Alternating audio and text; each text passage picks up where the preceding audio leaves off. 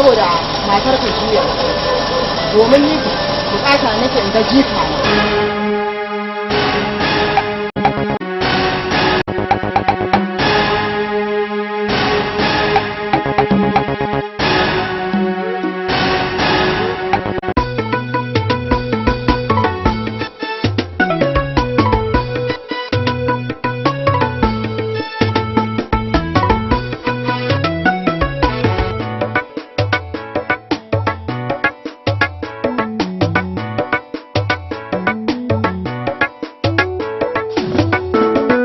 tsarin kwakwa muguntar kai ne zaman mana daɗi kace na ce sai mata mai haƙuri ya ci gari ya haifi ɗan kyakkyawa.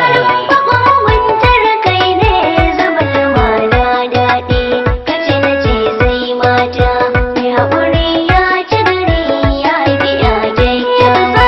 Kwakwa muguntar kai ne zaman mana daɗi kace na ce sai mata mai haƙuri ya ci gari ya haifi ɗa kyakkyawa.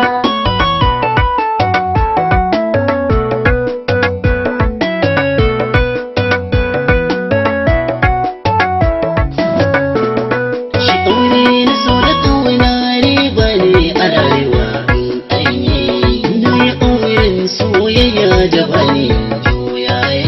Bikin ɗabi'a a halin tana na bana shayi. Zama na aure haƙuri na taiti ya ciwa.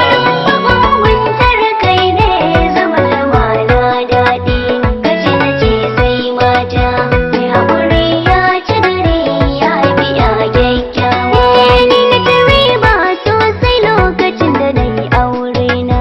Na samu mai addini mai kula da haƙoƙina. Mai suna da ƙauna ta da baya son ganin kukana.